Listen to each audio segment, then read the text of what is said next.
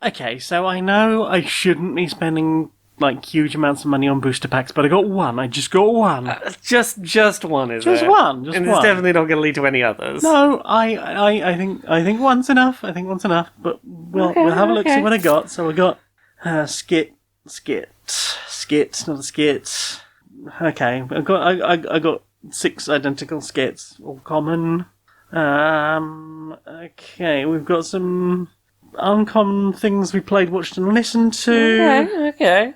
Ooh, and a shiny trans woman. Ooh.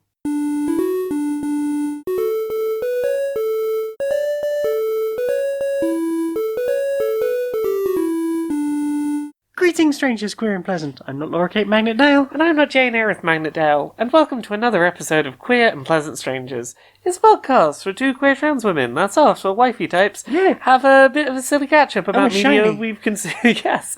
Have a bit of a catch-up about media we've consumed in the week, and do silly voices and skits and whatnot. How are you doing this week? I've been better.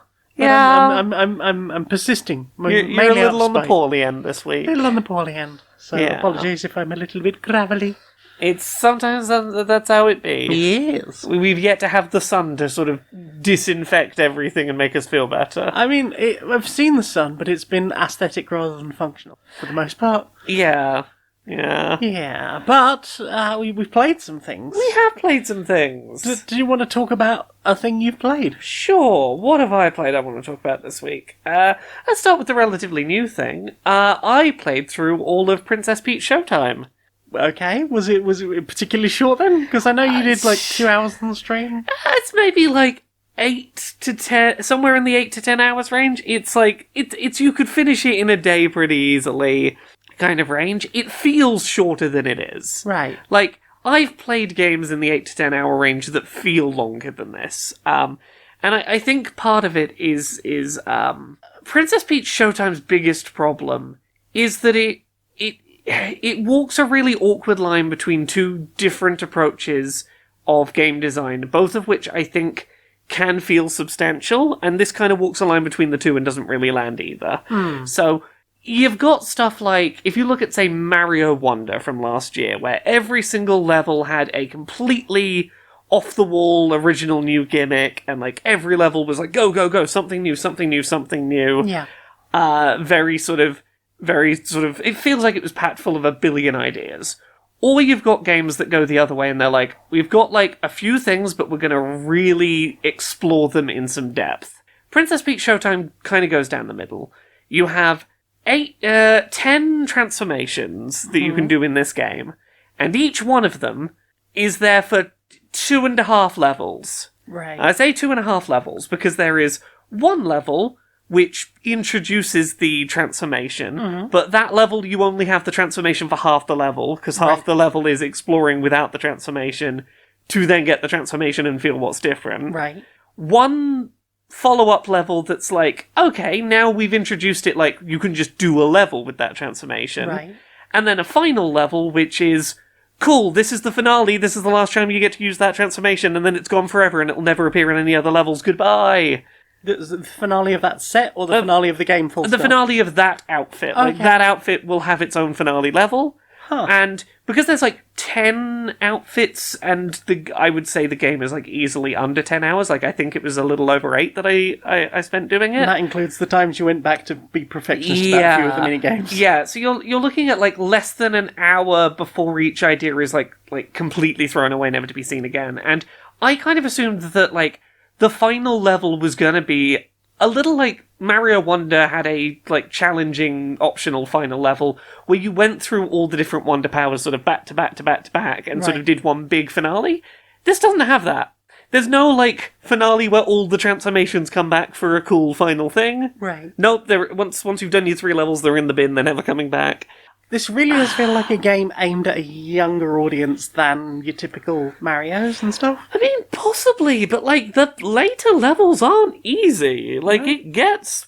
Because the first couple of levels, the ones that are in the demo, are definitely very simple. And I think some of the transformations are definitely a little more on the simple side than others. But as you get further in, there is like, some of the transformations have considerably more depth to the mechanics they're representing. Some of the boss fights are genuinely a little challenging. Yeah, it's because of the way it's paced, it constantly feels like you're just getting to see the interesting ideas they have for a transformation, and just as you're starting to get into the good bit, they throw it away and it's time to start with some new idea that's going to take a while to ramp up. Right. And that really doesn't do the pacing any favours. No. It makes it... It never feels like you get into a good rhythm. It's not throwing you enough original things to feel like the whole point is like a sort of WarioWare style novelty. But also not quite a like a Yoshi story. Yeah, it's none of the levels are long enough to feel like you got to stick with a mechanic for long enough. The most interesting ideas feel underexplored because, like, oh, you could have done more with this, but nope, we've got to move on. That's what we get. Yeah, it is a game that its own formula that it is insisted on doesn't do it any favours. There are moments where I love that game.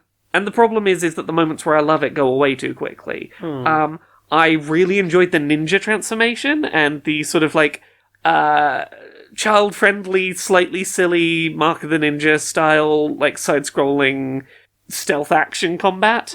I like that when you're hiding in the grass, you hold up a little fake cardboard sign of like a bush that you hold in front of you where you're sneaking in the grass.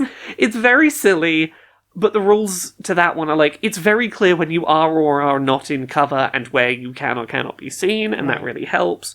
Like, I really enjoyed the ice skating section and the way that they turned, like, figure skating competitions into combat mechanics. I thought that was really fun. Its best ideas just get thrown away before... Like, there's several of these. I'd have taken a full game of one of those transformations and been probably happier. As it stands, if they'd stuck with each idea for a shorter amount of time, they'd have condensed it and probably been more memorable. Or they could have expanded it and gone wider. They just walked down the middle. It's not a bad game. I had a good time with it. If you're someone who can pick up a game and not think about having spent the money to pick it up too much, there is an enjoyable time to be had with it. But I would find it hard to recommend to most adults in a world where, like, there are games where you are going to feel like you've gotten considerably more for your money out of them. So is this a full price release? I believe so, yeah. Wow. See, yeah, Princess Peach Showtime. I had a good time with it, but it's hard to recommend. Yeah. What about you? What have you been playing this week? Well, I've been playing a game called American Arcadia, and I'm going to be real careful about how I talk about this, because I think you will probably get the most out of it if you go in knowing as little as possible. But there are obviously mechanics we can talk about that are quite interesting. So, predominantly this is a story about a person who lives in this beautifully coloured, retro-futurist 1970s sort of aesthetic world. It's sort of imagine like Disney's World of Tomorrow type thing. There's like monorails running all around the city. There's huge like skyscrapers, beautiful gardens and parks, and then like a lot of the building where this character works has this running theme of like the red, orange, and yellow stripes together, which we saw a lot of in games like Headlander, and predominantly that is in a sort of 2.5D style. Running left and right, occasionally moving boxes, traversing things. And on the other side, you have another character who is basically like the person in the chair, giving them tips and advice. Like it opens with your main character is sort of on the run or has been on the run. And so you will occasionally have these really fascinating moments where you're the person in the chair, you're trying not to get caught as doing that or having any involvement, and on like one screen you've got the other character that you're controlling in their little 2.5D world, while they're like trying to answer questions that somebody is asking them about sort of how they feel about what's going on at the moment, and while trying not to incriminate themselves. And it is fascinating, confusing, A lot to take in if, like, the first time I tried to play through that particular section that I was mentioning there, the first time I tried to play through that, I was playing with the sound off, because I was playing on Steam Deck. We had something else going on in the background, and I was really struggling to deal with that, and I don't know if you had, like, other sensory issues, or any hearing disabilities, something like that. That would be nigh on impossible, potentially. It does have subtitles. Yeah. They aren't always perfect. They're like, there's a couple of times where subtitles just disappear off the bottom of the screen, or don't appear at all if, like, multiple people are talking at once. So not perfect. And weirdly on Steam Deck, even though it's got Steam Deck verified, I found that it crashed between every chapter. Don't know what that was about, but playing it on PC, it's been absolutely fine. It's beautiful. It's got some amazing art styles, and it's a really fascinating story. And I think I'm probably about 5 minutes from the end, but I had to go to bed. It was like 1:30 in the morning. Sometimes that's how it be. Yeah, I've been really enjoying American Arcadia. I'd say if I had to guess, it's probably about 6 hours long, thereabouts. But yeah, it's I think about £15 full price, and it has been on sale a couple of times, down 20% during recent sales. So yeah, it's definitely worth a look if you fancy something a bit unusual, a bit different, with some really gorgeous aesthetics and a fascinating story. What about you? What have you played? I've been playing a game that I picked up a physical copy of cheap recently. I've been playing Theatrhythm Final Bar Line, which is a Final Fantasy music rhythm game. Okay. I've been playing this on the Switch. The gist of it is there are sort of two components to it. First of all, it's a music rhythm game where you are playing along with music from a bunch of Final Fantasy games. And the way that this music rhythm system works is fairly simple. If there is a single dot, you press any button on the controller in time with it. If there is a line, you hold it down, any button down, and let go when the line ends. Sometimes there will be an arrow on a dot, or at the end of a line, which is move a stick in that direction at the right time. And sometimes a line will sort of go up and down, and you hold a button down and you move the analog stick to go like the line is going up, it's going down right now, to sort of mimic the... It's a bit like Trombone Champ. A little bit, but a lot less precise. It's not like you're... and it's not deliberately trying to fuck you over. Yeah, unlike something like Trombone Champ, where you are trying to be, like, in the accurate position on a line... All this is looking for is, if the line is raising, be pressing up. If the line is going down right now... Neutral? Yeah, are you following the momentum of the line? Yeah.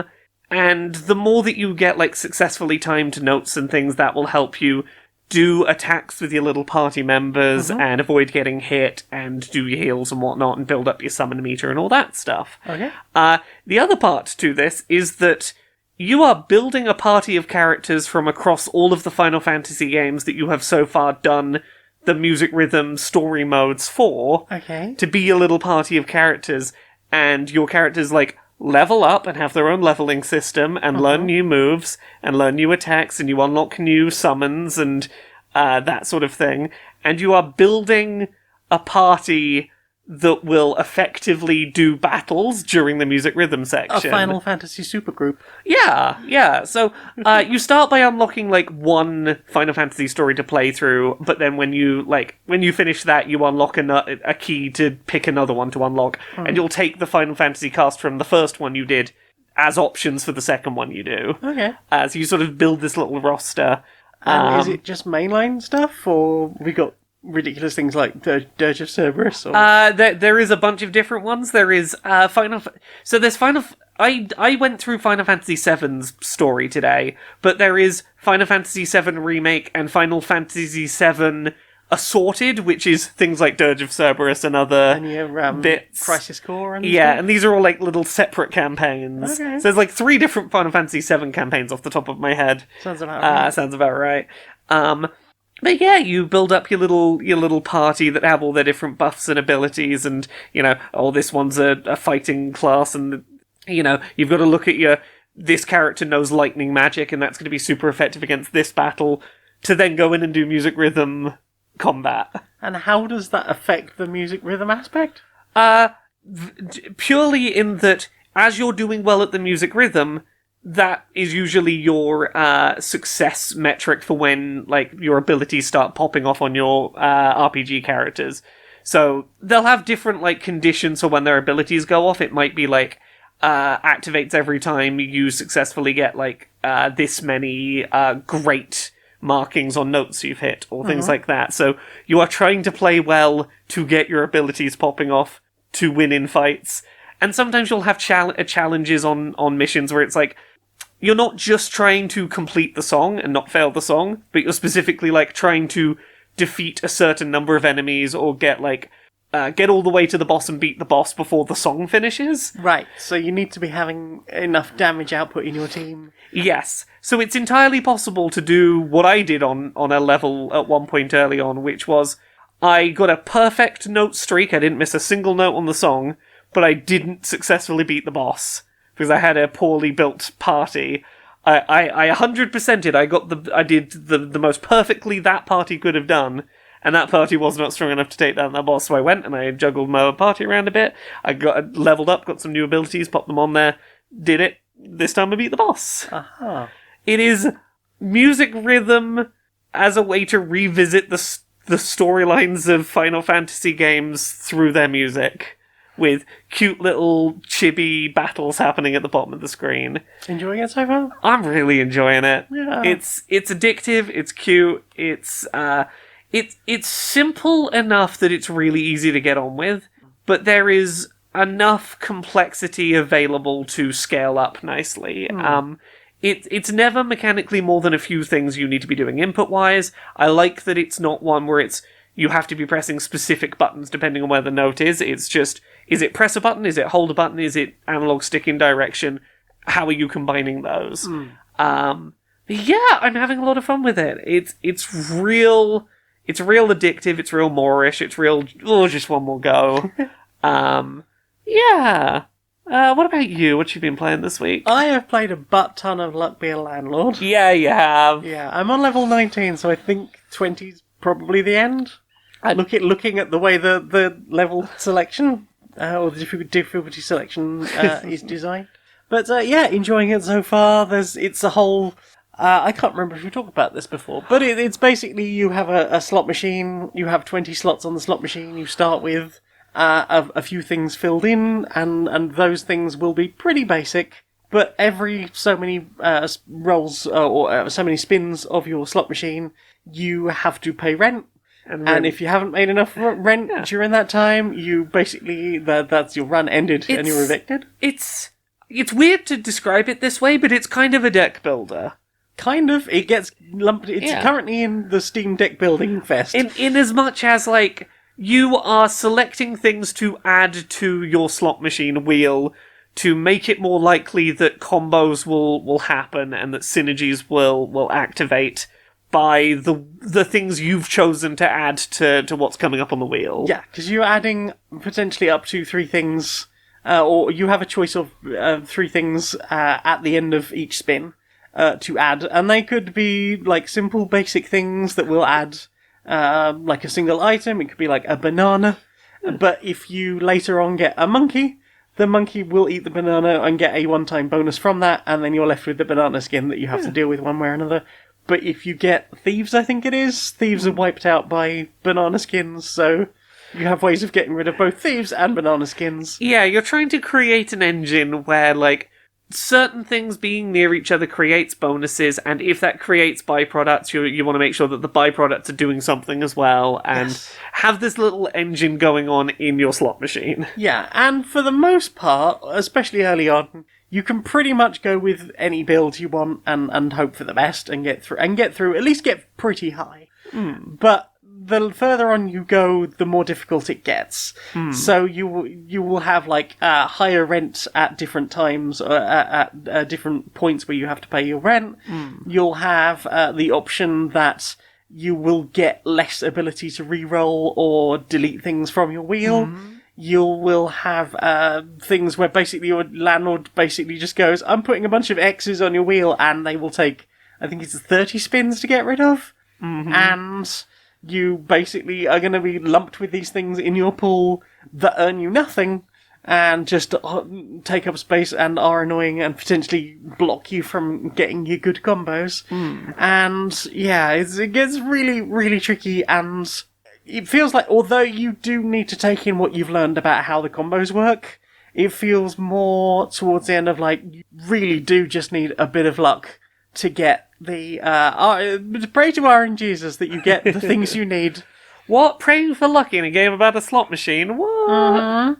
Well, I mean, sometimes it really does feel like, for the most part, you can modify things in just the right way. Yeah. But as soon as you start getting multiple X's, and the fact that they generate more and more frequently throughout your run up until, I think, your 12th rent payment, you're probably gonna find things a lot more difficult at that point, and more luck-based. And it can always be a pain in the arse with this, I found in, like, the last few levels, of you finally get the thing you needed, be it, usually it's like a diver or the Mrs. Fruit, the one that eats the low-level fruits, or the geologist. And all of those tend to eat like low-level things that go in quite early in the game, but there's no guarantee you're ever going to get them. You can hope for the best, you can do everything, you can put yourself in the right position to get those things.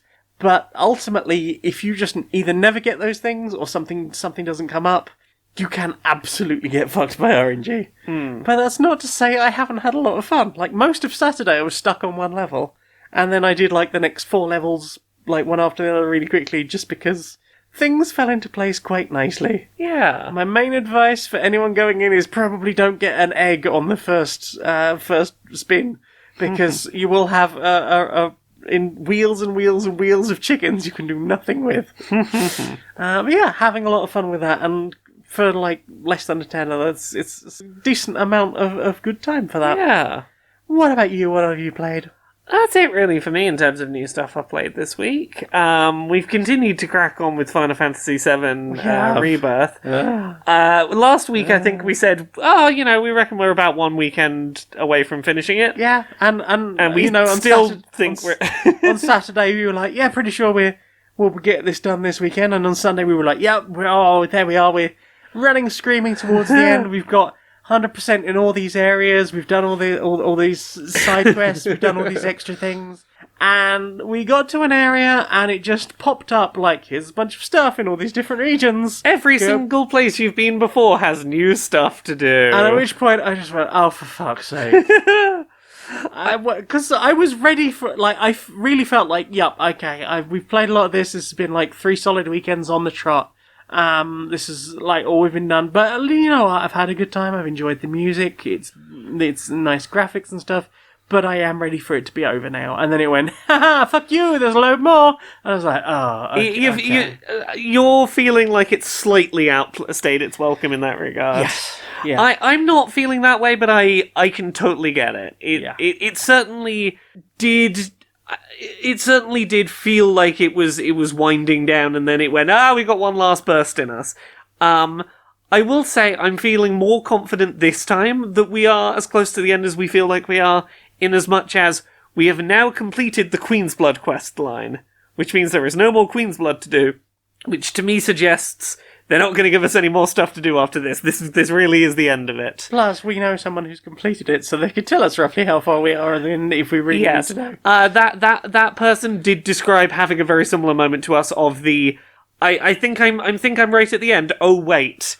So I think from their description we are actually at the end now. But I absolutely love that fucking Queen's Blood quest line. It's nonsense, great. It's bonkers. It ramped up the anime bullshit very beautifully toward the end. We had to have a very different deck build for the final Queen's Blood match. We really did. But overall, we had 3 decks that basically carried us through that. Yeah, we had the early game deck, we had your superb one about destroying our own cards. Yeah. And you put together a really good deck for that last match that really sort of carried us over the finish line. Yeah, it was basically realising after a couple of plays what we were playing against. Yes. And then putting together something that I thought would work, realising that was very wrong. And it was kind of skewed a little bit by the game itself, because there'd been this whole mission about story stuff about get this card, it's the antithesis to this card. It's it really seemed like we were supposed to lean into that card. Yeah, and I got it. I was maybe there is a build you could do with that, but I couldn't work it out, and I ended up building something very specifically for it, and then just tweaking it over a number of games, looking at what was wrong and how I could improve it, and It definitely felt like there was a bit of a disconnect between the narrative and the mechanics we ultimately used to finish that quest line, in as much as the narrative was about finding a way to sort of subvert the final fight, whereas what we did, I think, could be better described as leaning into making sure that the final fight's mechanics benefited us as well, not just the opponent. But I'm feeling good about that now it's done. I absolutely love that at least one major character turned up and joined our team purely to be a fucking Queen's Blood NPC. Maybe they'll do other things later, but right now that is the most relevant they've been since joining the team. And that to be honest, it really felt like we had like an interaction with that character, and I was like, I guess this was a teaser for the next game, and we probably won't see them until then. And then there was a moment where everyone was getting together, and they just sort of walked through the door and I guess, okay, cool. You're here too? Sure. Cool. I guess you're going to do something. And they did. This game is bonkers. It's nonsense.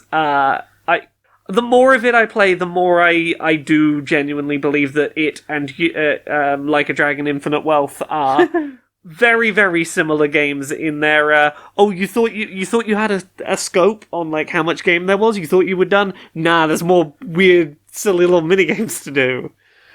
It sure keeps doing that. What about you? You been playing anything else this week? No, that's it for me. That's about it for me. Well then, time for this. Right. Everyone. We've just released our new princess-themed video game. Yeah, that has been excellent, very well received. I mean, I wouldn't know. I haven't bothered to look at reviews. I just assume everything we do is great. I saw a number go up, and that important. Indeed. So we've done a couple of princess games now. We've done the one where the princess cries and has girl emotions. Well, yes. And now we've done the one where the princess has a ribbon and does dress up. Yes, dress up. Yes. So what more girl things can we have the princess do if we want to make more of these games? Where do we start? Well, what about pedicure-based combat? Oh, those are like nail polish bullets or something. Nail polish bullets, or just the smell of acetone washing over you and knocking you out cold. What if it was sort of ballet simulator? The sort of very focused on sort of breaking in your point shoes. Oh, that's a girl thing, I think. Oh, yeah. Princesses probably do that. Yeah. What about something about a baby? Oh, girl, do baby. Your superpower is don't rock baby too hard. Don't rock the baby too hard. Yes. I think that's how babies work. I'm pretty sure you don't rock them too hard. Yes, and then rock them a gentle amount. Or baby will start crying, and then you just point the baby at the enemy, and the enemies are like, that does feel like it has a little too much overlap with girl emotion game. I feel like baby and girl are very similar emotions. Well, I mean, we did it with Mario. We had Mario, and then we had baby Mario in the second Mario world. So it's an excuse to have a new baby Peach, I suppose. I'm running out of other ideas. What else do at this point, have? I was down to hairbrushes. Yes, they made that into a weapon somehow. You sort of bop people with a hairbrush. Boob magic? I'm always taken by those. I mean, I'm not here to say no. Boob magic it is. Excellent. Nintendo After Dark, here we come. Yeah, come. You're here for the tour? Oh, yes. Yes, please come in. So, you've obviously heard about our latest breakthrough, and I think today is the perfect time to show you. I'm fascinated to see. There's so much potential. Exactly. Potential. That is what we have harnessed here. Potential energy. Now, we do a lot of work here with persons with ADHD, as you know. Mm-hmm. And we have been looking into the concept of executive dysfunction. Oh, yes. For example, if you look through into room 6 here, you'll see Stephanie. She has ADHD, and today we've told her that she has a day off, and you'll obviously be observing there that she is in her room here. It's there's piles of clothing, dirty washing, dirty laundry, number of cups sitting around, and she's also said that she'd like to go out today for a walk while it's still sunny. But as you will observe, here she is crashed out on the sofa, doom scrolling. Now, we have, from interviews previously, established that she will often find a great sense of distress and torment at this time, often very much bullying herself to get up, get moving, and do the things that she actually wanted to do or had planned to do. But as you can see, completely incapable at this time. Indeed. We just pull this lever here. Ooh. And now watch. We have this meter here that shows the amount of wattage being brought up out of the potato. Okay, it's going up. Up. Okay, I'm going to have to just change the... move some decimal points here on our meter. Oh. Yeah. Oh, wow. Wow. Ooh, okay. We've hit 2.42 gigawatts of power, which I think could probably power most of several cities. We might have to turn the whole system down, off for the moment because. Goodness. Wow, that was more than we could store, and I think we might have found a way to solve all of Earth's energy problems. Goodness. We need to hide this from the oil industry, otherwise we're all dead. So much potential. Exactly. So, what have you put in your eyes? We watched a film together. We did watch a film together. We saw that new Ghostbusters Frozen Empire, Yeah. I believe it was called. It's written there. It's written right there. Yeah, we walked away with a little squishy thing from the cinema. A tiny marshmallow person. Yeah. So this is the new Ghostbusters in that timeline that has like the one that had the kids in. Yeah. I mean, it technically follows on from the 1984 one and whenever Ghostbusters 2 came out. It certainly isn't pretending it's not part of that canon. No, but I think the two most recent films are doing a lot for... We've got a franchise. Yeah. We realise that most of the people who watch the original are probably have kids of their own or grandkids of their own. Yeah. So we want it to be like a fun romp for kids. I think it manages to do less of the seriousness or bad language or whatever else. Or I guess vaguely attempting to take itself seriously than the first one did. Yeah. Certainly not as fucking pervy as 1984 original, but also leaning heavily into, hey, nostalgia. It certainly doesn't ignore that nostalgia is a tool in its toolbox. Yes. Here is my main takeaway from that film. I have never seen a more accurate depiction in film of the lengths that a teenage lesbian will go to potentially hold hands with a cute girl than Ghostbusters Frozen Empire. Genuinely, if I had to give a presentation on character arcs in films that would fall apart if there was a straight interaction happening, but perfectly work with a lesbian, this would be my go-to example now. This plot only makes sense with a lesbian. I believe it 100%. Yep. It is very much what it sets out to be. It's another Ghostbusters. There's those new ones. There's the ones you remember from before. We're quite worried a ghost will happen. Ghosts happened. We fight the ghosts. Yeah. It's a fun if unsurprising adventure. Yeah, it's there's some really interesting stuff with styles of animation. There's some animated rock at one point. Yeah. There's also an animated statue at one point.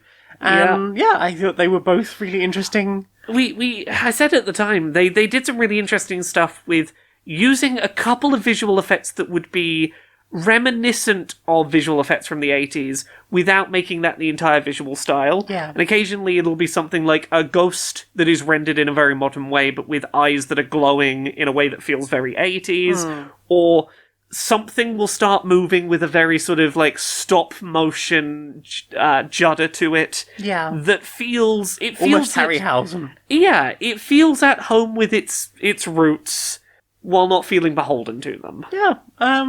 Yeah, if you want a silly, fun romp that the kids and adults will probably equally enjoy, yeah. There was a couple of surprise performances in this that I thought were interesting, and I was surprised. I'm glad we got to see. I didn't know James Acaster was in this film. Yep. Camille Nanjiani was real fun in this. Always and, lovely to see him. I think they did a great job with his role. Yeah, it's nice to see that he's getting in like more things, because he's always I've like pretty much enjoyed everything I've seen him in. It's good that he's getting to have fun in franchise stuff after getting real excited about the Eternals and then no one liking the Eternals. It was not a good film. I'm glad that he's giving like franchise media another chance and having some fun with it. Yeah. Yeah, I had a good time with it. I know it's had middling reviews. I thought it was fun. Yeah. What about you? What you put in your eyes this week? Again, we watched some things together. We watched I can't remember who it was, the Zelda video about not touching the ground. This would be on the YouTube channel Simply Snaps. I beat all 5 dungeons without touching the surface, the Sky Challenge. So this person had previously done a challenge where they go entirely underground. They do all of the depth in one go. Yep, without ever getting Tears of the Kingdom to like recognize on the map screen that you've been to the surface layer. Yes, and if that ever triggered the Hyrule Field sign triggered, usually by going too close to the ceiling in a couple of cases. Yeah. If that ever triggered, I have to reload a save and go again. Yeah, and the challenge being things like, if I can't go to the surface and get the fireproof armor, what the hell do I do with the fire dungeon over there? Splash yourself with water. Well, yes, in the previous one, but yes, in this one was like, hey, I managed to do all of the sky stuff, that's cool. Maybe I could do the sky temples. Maybe. And well, I've got to go down to the ground to, like, get the sky temples, but to, like, talk to the NPCs. But, like, can I, like, get real close to the ground but not technically touch it, and the map never says I've been to the surface, and then fly away? It's trials and tribulations and several theories and fears that the story was almost over. Yeah. And then it's a 90-minute video of triumphs. It's 90 minutes of a person having a fascinating explore of the mechanics that Tears of the Kingdom has around what constitutes you've been to the surface, and how close you can be to the surface while technically not being at the surface. Yes. The discoveries of, as long as you... If a cutscene ends and you jump quick enough, you can be like, didn't touch the ground, didn't do it, I wasn't there, you never saw it. Oh, yes. Such fun as realising that fans, if your contraption has fans on it, you're on the surface now. I don't care you're in the sky, fans mean surface. Yes. It's that... I've never known a game that feels so polished and so bug-free, that is secretly so weirdly janky in so many fascinating exploitable ways. Many video games are way more taped together than you know. And, but that one is especially one of them. Speedrunners, try and find these things in other games. Breath of the Wild and Tears of the Kingdom are, like, really, really weirdly specific in their, like, a casual playthrough, you'll never spot any of this. But if you go looking, there's weird shit you can do. I feel like this happens a lot in open worlds, though. Like, I feel like something like Skyrim is notoriously broken. Possibly. I feel like there's gotta be ways that people have ridiculously broken that game. I think the thing about both Breath of the Wild and Tears of the Kingdom is, very specifically, they give you physics tools that behave really reliably and consistently. And for the most part, Nintendo has not gone around stopping your weird tools from working.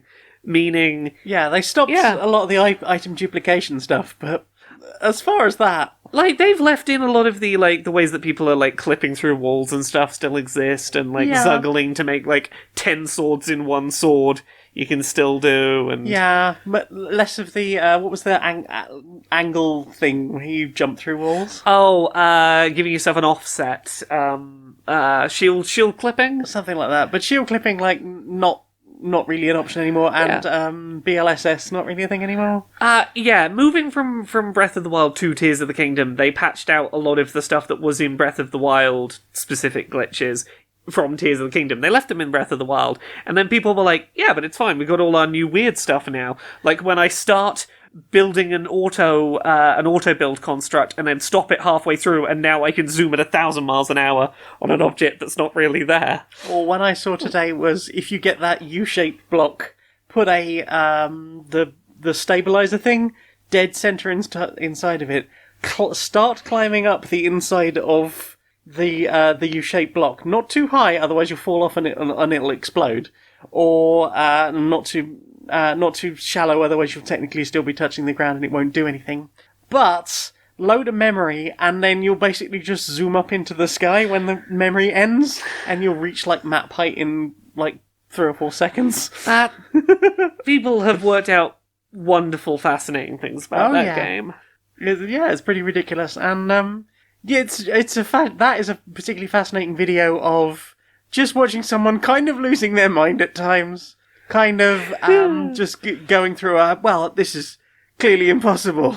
And then the new chapter title comes up. It was not impossible, I did the thing. It was possible, but frustrating. Yeah, and it is kind of frustrating watching things like, well, okay, I did the sky levels, and I did the depths, because I was allowed to go to the depths, because I'd been to the depths already on this save. But I then needed to do the desert temple, which, that's all underground. Yeah. What is an object that I can be standing on so I'm not touching the ground?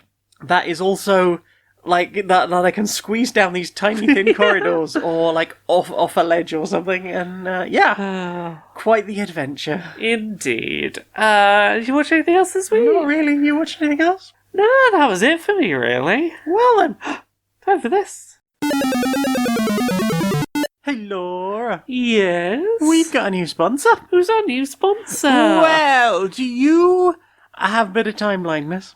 You could say that. And a passion for video games? You could say that. Do you occasionally find yourself going, right, I've got some time after work, I'm just going to play some games. But I'm gonna stop at like this time though. Got to be in bed by like 2 a.m. Yeah. So gonna set the alarm for like 1:30. So I've got time to brush my teeth and get into bed. Yeah. Gonna get that done. Well, what if there was an alarm that you could add to your console that would just be like, that's it. Well, I clearly don't need that. I'll definitely stop at 1:30 when like a regular alarm goes off and not just keep playing. Will you? Do I need to show the footage? Okay, don't show the footage, okay. Okay, I might need this. Well, this week's sponsor is actually stop.lol.net. Stop. It's a game console / handheld app that locks your console from play. Like, it basically does an automatic save, and then it just freezes everything. You cannot get back into it until the time that you have set for your like next alarm. Oh, so I have to actually stop playing when I said I would stop playing. I mean, you can sit there in front of it and stare at it, but nothing's going to be done and none of the controls are going to respond. Yeah, but I want to keep playing though. But you said you wanted to go to bed, and now you have to go to bed. Yeah, but that's me living with the consequences of past me. I hate past me, they're the worst. Well, then this apparently gives past you too much power. It gives past me the amount of power they probably should have. That's actually stop.lol.net. Stop! And you can become your own parent. Fine, I guess. I hate me, I'm not my real mum.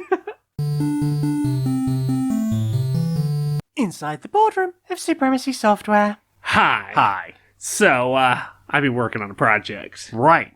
How's about this? So you know how we've previously done, we've snuck microtransactions into games. Yeah. Sometimes we do it after the reviewers have seen the game. Oh, yeah. We let them review it, there's no microtransactions. Yeah. In the 2-day window before the game comes out, suddenly there's microtransactions, we fucked with the balance. Yeah. So, it's all well and good putting in post-review microtransactions. Oh, what it is. if we It's so thought? good. What if we thought bigger? Right. Post-review macrotransactions. Go on. We take a sort of complete seeming game and we show it to the reviewers, and they write their reviews about how big and sprawling and grand the world is, and how excited they were to play it, and how it seems like such a great value for money experience. Really hyping us up, yeah. Yeah, and then once reviews are up, we take huge sections of the game. I'm talking like 90% of the game. Right. And we section it off into little parcels of DLC. Right. Well, I mean, not little parcels, very big parcels. It's macro transactions. Right. Yeah. And we get people to buy the full price game based on the reviews, only to find there are 6 or 7 more full price games. Exactly. If you want to play the game that the reviewers reviewed, you can do that. You're just going to have to pay a bit more. This sounds like money, and I love money, and you are a fucking genius. I know. So, what have you put in your ears? It's been a work-heavy week this week. I've been busy finishing last week's work projects that I thought I had finished, that then decided to be like, haha, round 2, keep doing last week's work projects. Well, if you will be working for Columbo, he's always going to come back with just one more thing. Just one more thing.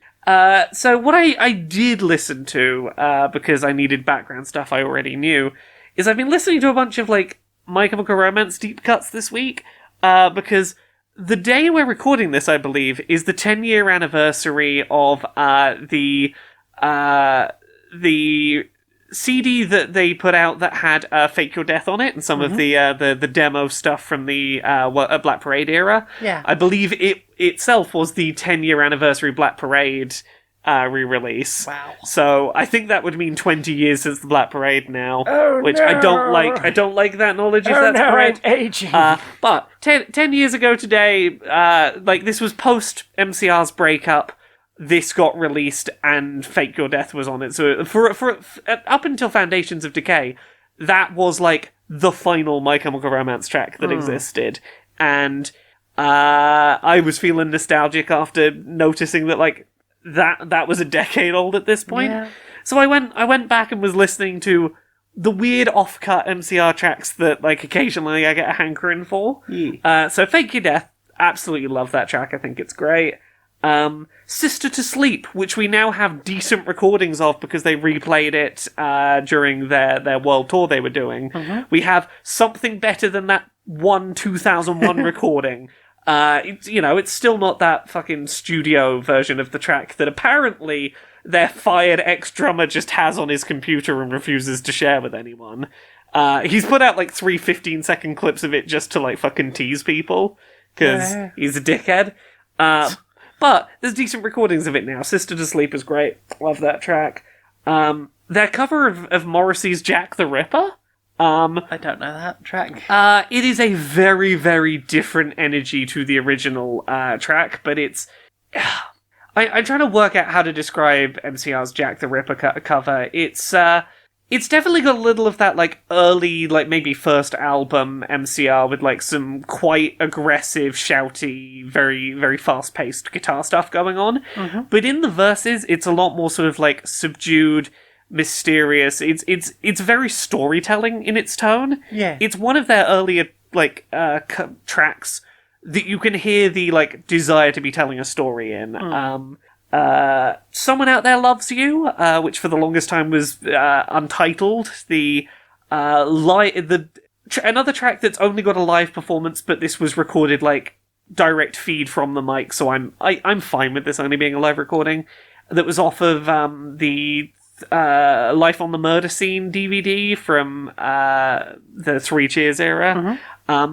I think to this day that might still be my favourite MCR track ever. I love that track so much. It is, for my money, it's where I really enjoy their energy being. Gerard's vocals are very clear in the mix. It's very pacey. It's got a very good memorable hook. It has that good sort of chaotic crescendo toward the end where you start, the vocals, get a little less controlled and a little more erratic as the pace of the track is sort of like building to its crescendo. It's absolutely love that track. I listened to a couple of the ones off of like the Conventional Weapons era and the Mad Gear and the Missile Kid EP from Danger Days. So Boy Division, which is just like very jump up and down, bouncy, dancey rock. It always gives me a real urge to get up and dance to it. Yeah. And Masters of Ravencroft, which is one of their faster, more erratic tracks that's very sort of... it's very different vocally. It's one off of their 3-track EP where they were like doing stuff in character in the Danger Days universe, and they use that as an excuse to like do some very different vocal delivery and pacing that I really enjoy. The MCR cover of Common People by Pulp that they did for BBC, live for the BBC once. Okay. I absolutely love that version of Common People. It is maybe my favourite version of Common People.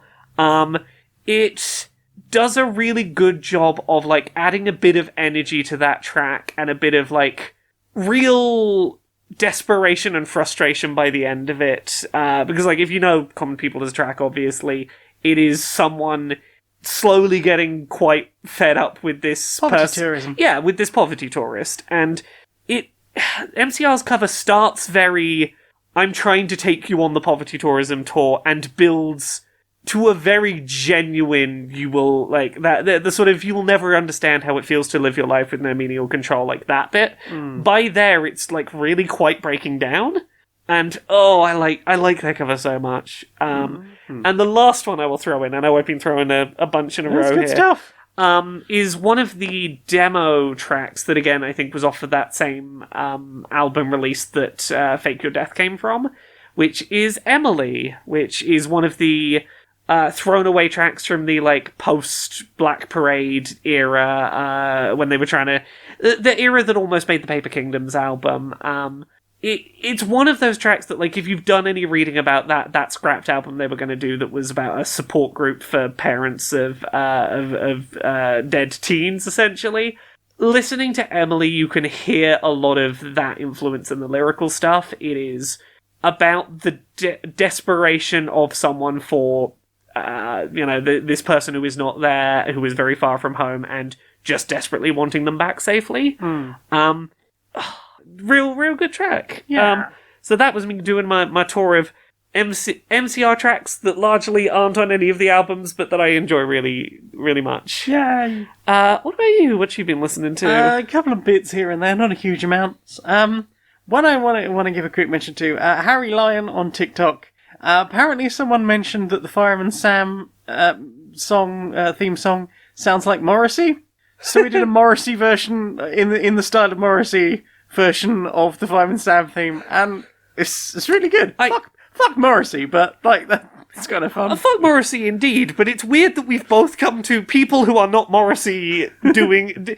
Morrissey has wormed his way into both of our music suggestions this week accidentally. Yes. In fact, I kind of forgot it until you mentioned it. Yeah. So, also listened to, on the theme of Final Fantasy, a bunch of the Black Mages. Ooh. Who did like metal covers of Final Fantasy tracks. Really, really good driving guitars, lovely synths. I initially, like years ago, heard their version of Those Who Fight Further from Final Fantasy VII, which sounds great played by a live metal band. And I didn't realise that the person who made most of the music for Final Fantasy as a whole, was in the band. So it was from original creator, which is very cool. And apparently their stuff exists only on YouTube because you can't legitimately listen to it anywhere else these days. I'm not sure exactly what the legalities around that was, but square. And I started listening to a little bit of the Old Gods of Appalachia. Which is a anthology horror podcast that a lot of people in the Magnus Archives fandom tend to talk about. I was like, I'll give it a try. I need more things to to scratch that itch, especially since there's like a current hiatus on the Magnus Protocol, so there's a little bit of delay before I can get more in that sort of horror style. But yeah, I'm giving it a try, enjoying it so far. Wouldn't say I'm deep enough in to realise if there's something deeper going on with anything, but yeah, like their recordings are good, their soundscaping is good, and yeah, enjoying it so far. Yeah. Have you listened to anything else? That's really it for me. It's been a week of comfort lessons. Well then, Time for this. how's career day going for you? Oh, it's going. How about you? Oh, yeah, I mean, everyone else seems to be, like, finding their perfect jobs.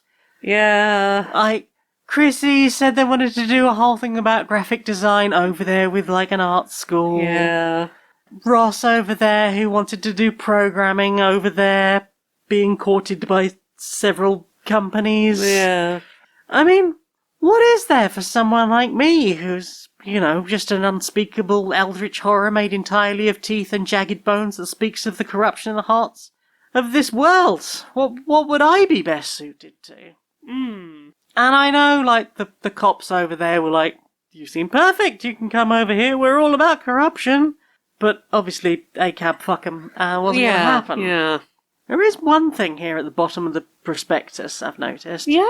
Yeah, if I just wipe the blood off it, There's a lot of blood to wipe that off is a surprising amount of blood for a I prospectus. feel like you've wiped it all off, but there's still a bit there. It does appear to be bleeding. Apparently I could become a Soulsborne boss. Oh. That sounds self-employed, so gotta pay well, right? You make your own house, be your own boss. Yeah. I'll give it a try. Hey guys, so this week we're ready for another prank show, and this week we're doing the undercover boss prank. Here's the plan. We're going to get Jeff Bezos to go undercover in one of his own warehouses. And then, once he's undercover and has a whole new identity, we're going to basically delete all of his old identity, and no one will know it was him, and he won't be able to go back to being a billionaire. He'll just be a guy who has to piss in a bottle and work in his own factory. Oh, classic prank. Classic prank. And also, since he won't be at the top anymore, nobody is going to be able to stop unions forming. Oh, hilarious. Classic prank. Classic prank. Do you know what I want to see more of? What do you want to see more of? Social Justice Warriors. Social Justice Warriors? Yeah. Right, Larry. Right, Barry. How you doing? Oh, a bit under the weather, but, doing my best. Yeah. You doing all right? Oh, doing all right. I've been following a thread of stuff this week, trying not to find it too depressing, but it's not been a fun one. No. I've been following the continually unravelling stories of child actors not being treated terribly well. No. And this is certainly not a new thing. But, No. And I've heard, several former child stars who've grown up saying that, they personally think that the children just should be pretty much banned from working in cinema and television, full stop, because it's generally speaking not safe or healthy, or for a number of reasons, either through exploitation or working far longer than they are supposed to, or just being exposed to problematic adults. Yeah. It seems to be the most common thing recently. Yeah, like one of the first ones I remember hearing about, and this was years ago, was Mara Wilson, who played Matilda in the old Matilda film. Talked a lot about the first time like she realised that like her parents couldn't actively keep her safe from weird fans, and having that moment of, if someone is going to go be a weirdo, there is a limit to how much my parents can literally do to keep me safe, and that's like a realisation no child should have to have. No. You go from that to like, there's been a lot of stuff with Nickelodeon recently. Obviously, Jeanette McCurdy had a book a while back. That was the Arcadia actor, wasn't it? Yeah, I believe the book was I'm Glad My Mum Is Dead. I saw a lot of interviews with that person on TikTok, so yeah, I sort of caught tail end of a lot of that. But, And then- didn't really have the concept for the show or anything. Yeah, and then that spiraled into recently a whole bunch of other Nickelodeon people have been taking part in a documentary about a bunch of bullshit going on there. And like, it feels like it's never ending. Like, I saw another one today. This was a reference that my brain took a second to remember. There was briefly a child that was famous on the internet, Honey Boo Boo. Oh, I remember the name, yeah. Yeah, was early, famous. Early noughties. Was famous for being on some like pageant show, reality show or something. Yeah, as usual, sort of pushed around by weird parents. Yes, weird parent that was feeding her go-go juice that was like, oh, here's just a bunch of caffeine that we're pouring down you to perform well. And like she has had you know, a whole reality show empire that her family's been involved in, like through her up until being 18. Recently saw.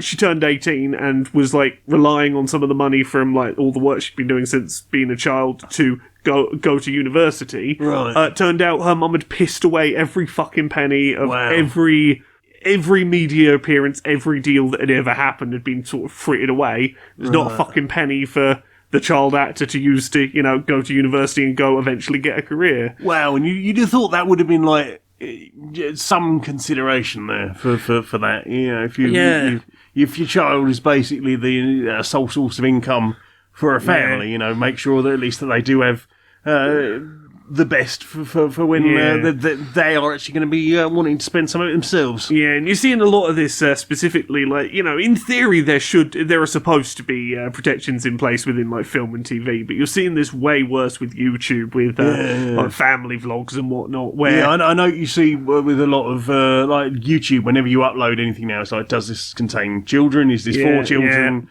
That sort of thing, and I think TikTok also mentions about when you upload video, it's like, are there children in this video? And now I don't know if that is specifically related to parents who are basically using their children as their like the breadwinner. basically their breadwinner through. Oh yeah, I pranked my kids, or I did this or that or the other with my kids, and the prank parents are obviously they're deeply the fucking concerning. worst. And then you've got all this stuff with the Nickelodeon executives or people behind the scenes, the higher ups who absolutely shouldn't have been trusted. You know, and even beyond, you know, like the kids not seeing any of the money at the end of it and stuff like.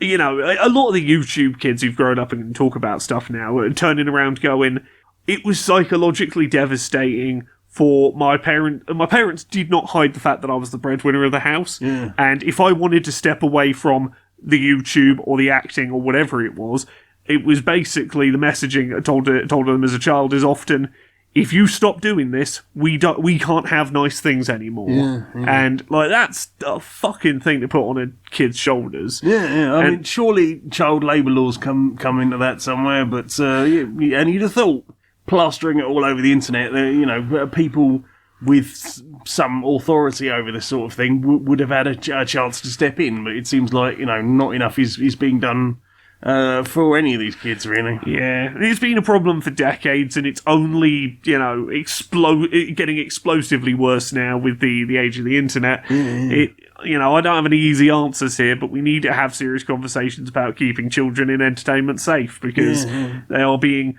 overworked, not being properly protected to you know, one day actually, you know, benefit off of the work they've done, and are being sort of pressured into being breadwinners before they should be. Yeah. It's disgusting in various ways, depending on obviously the individual situation. I know that I think Macaulay Culkin's spoken out about being a child actor and the damage that did to him over a number of years. Obviously, we've had all the Britney Spears stuff and recently escaping guardianship and all the issues that has caused. As far as I'm aware, most of the Disney kids have had some problem or another. Becoming like a child star or internet famous even is very often very damaging. Bo Burnham obviously came onto the internet by himself, as far as I could tell, from quite a young age, and obviously that blowing up caused him a number of issues. Yeah. It's I can see why there is a movement within former child stars talking about how this just needs to full stop, and Yeah. it's not safe for kids at all. Yeah. That's young, mate. Yeah.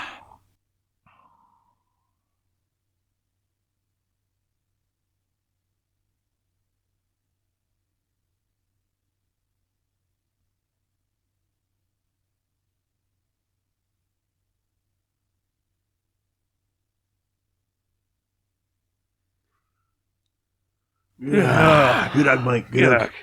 Right, I think I'm going to have a little lie down. Sounds lovely. Nice. So, Laura, you do things on the internet. Where can people find those internet things that you Those can do? internet things, what I Yeah. do, you can find them at Laura K. Buzz pretty much everywhere. I've got that good unified branding. Laura K. Buzz on Twitter, Twitch, YouTube, TikTok, Patreon, that's the one that pays the bills, Blue Sky, Mastodon, all the places. Laura K. Buzz, you'll find me on all of them. Have I got anything particularly special going up this week? Not that I can talk about at this moment, but keep an eye on Laura K. Buzz. You'll see things. I got stuff going on. Ooh, secrets. You'll know what's happening. Ooh. What about you? Where can you be found on the internet? Well, I don't have unified branding, so I can be found. I've got a link tree. It's linktur.ee/Janiac, Janiac. You can find things I've written, things I've made music of, and t-shirts and I've designed, and so on and so forth. And you can help support me at patreon.com/stonedmonkeyradio. For as little as $1 a month, you can help me justify all of the things. Yeah, and encourage me to do more things. So yeah, that's all of my stuff. Laura, Yeah. will you sing us out, please, darling? Until next time, be a stranger.